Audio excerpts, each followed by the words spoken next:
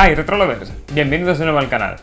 Con este empezamos una nueva sección en el canal en la cual vamos a repasar los grandes fracasos de la historia de los videojuegos. Ya sabéis que de vez en cuando me gusta meter algún vídeo algo diferente a lo habitual, del tipo historia de determinados tipos de juegos, historias de algún juego legendario, y en esta ocasión vamos a traer por primera vez consolas fracasadas. Estos vídeos no van a ir saliendo en orden cronológico conforme han ido ocurriendo estos fracasos, sino que se irán cogiendo de manera aleatoria.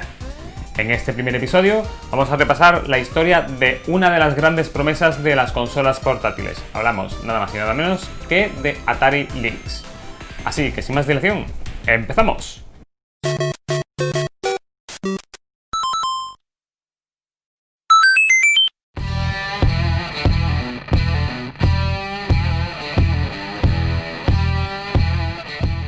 Corría el año 1987, cuando Handy, una consola portátil que estaba siendo desarrollada por la compañía Epyx y que era un híbrido entre los 8 y 16 bits, quedaba finalmente en un cajón por la imposibilidad de salir a un mercado con garantías de éxito. Es entonces cuando Atari entra a escena y decide adquirir sus derechos para poder comercializarla en un futuro. Atari, compañía emblemática y gran dominadora en la primera generación de los videojuegos, venía de unos años muy complicados tras la gran crisis de los videojuegos de 1983. Debido a esta profunda crisis, Atari se había enfrentado a un duro proceso de reestructuración, con la llegada de la creación de divisiones dentro de la misma compañía, y buscaba cómo seguir presente en el mercado de los videojuegos. En el frente de las consolas sobremesa, Atari había lanzado en 1986 su Atari 7800, en un intento de no dar por perdido el mercado ante Nintendo con su NES y ante Sega con su Master System. Y la adquisición de Handy como consola portátil era su apuesta para intentar hacerse sitio en el mercado de las consolas portátiles.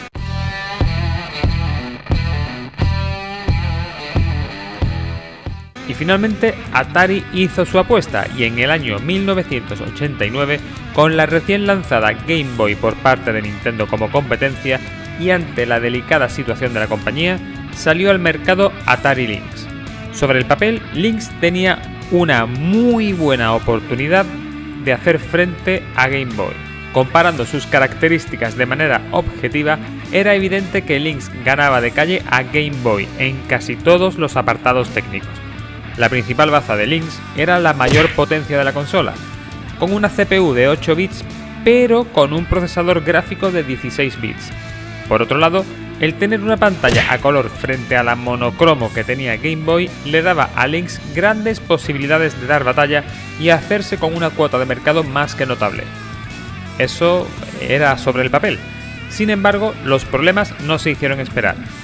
Dada la limitada capacidad de integración de aquellos años a nivel de hardware, la Atari Lynx requería de un espacio considerable para albergar todo ese hardware, con lo que finalmente la portátil de Atari no era tan portátil, era algo más parecido a un ladrillo. En ese aspecto, Game Boy cumplía con lo que prometía, siendo una consola portátil que sí podías llevar en un bolsillo. Bueno, de manera un poco justa, pero sí. El segundo problema de Atari Lynx era el alto consumo de pilas que ese hardware tan potente requería. El tener que usar 6 pilas AA con una autonomía de tan solo 4 horas hacía que usarla como consola portátil fuese prohibitivo. Por otro lado, por aquel entonces era complicado y caro encontrar buenas pilas recargables que no tuvieran efecto memoria, es decir, que permitiesen suficientes ciclos de recarga con una eficiencia aceptable. Este era un segundo punto en contra lapidario, que hundía el concepto con la que Lynx se había concebido, el concepto de consola portátil. Game Boy, por otro lado, estaba en clara ventaja en este aspecto, ya que usaba menos pilas, solo 4 pilas AA, y la autonomía que las mismas ofrecía era infinitamente superior, llegando a las 30-35 horas. El tercer factor en contra de Lynx era la diferencia abrumadora en el precio. Mientras que Game Boy costaba de lanzamiento en Estados Unidos $89,99, Atari Lynx salió con un precio de salida de $179,99. Simplemente el doble. Sobran las palabras. La última carta que le quedaba a Lynx era su tan prometida potencia. Aquí sí que era superior a Game Boy de lejos y a este clavo ardiendo era a lo que se debía agarrar para entrar en el mercado. Durante el primer año, Atari Lynx vendió aproximadamente 500.000 unidades, consiguiendo un éxito relativo y dando a Atari ciertas esperanzas. Hasta que en 1991 apareció Game Gear y el panorama se oscureció por completo.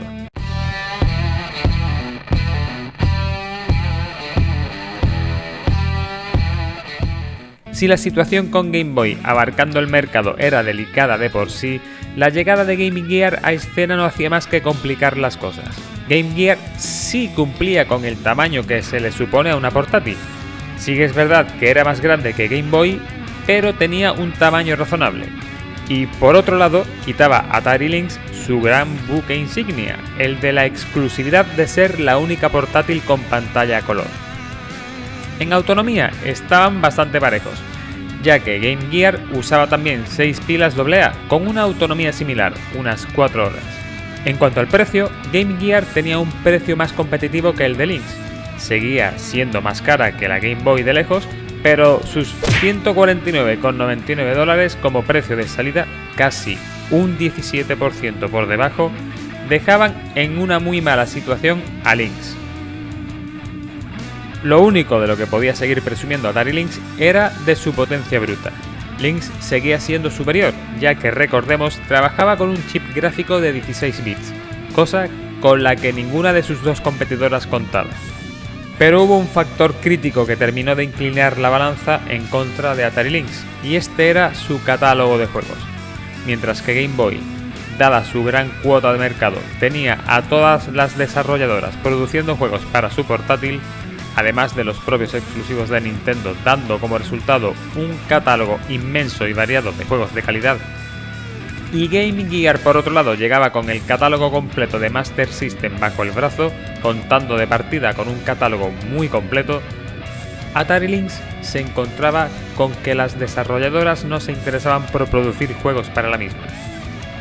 En el mundo de los videojuegos no hay peor problema que no tener suficientes juegos de calidad, y esto supuso la condena definitiva de Lynx como consola. Ante este escenario tan hostil, Atari decidió quemar su último cartucho, con el fin de solventar algunos de los puntos débiles de su Atari Lynx. En 1991 Atari saca su Lynx 2, con el mismo hardware que su predecesora, pero con un tamaño mucho más razonable y una autonomía algo mayor a un precio bastante más ajustado, $99,99. Atari intentaba lo imposible, detener la caída libre de su portátil. Sin embargo, el proyecto ya se encontraba con una vía de agua imparable y su hundimiento final no hizo más que retrasarse. Finalmente, con una cantidad aproximada de 3 millones de unidades vendidas en todo el mundo, Atari decide dejar de producir Lynx en el año 1995 y decide centrarse en su proyecto de consola de sobremesa, Jaguar, que a la postre sería la última puntilla de Atari como compañía de consolas. Pero esto es tema de otro vídeo. Si te gusta este tipo de vídeos, deja tu like y comparte para darle un empujón al canal. Deja tus dudas o sugerencias en la sección de comentarios aquí abajo y si no lo estás, suscríbete y dale a la dichosa campanita. Poco más, nos vemos en el próximo vídeo del canal. ¡Hasta luego, Retrolovers!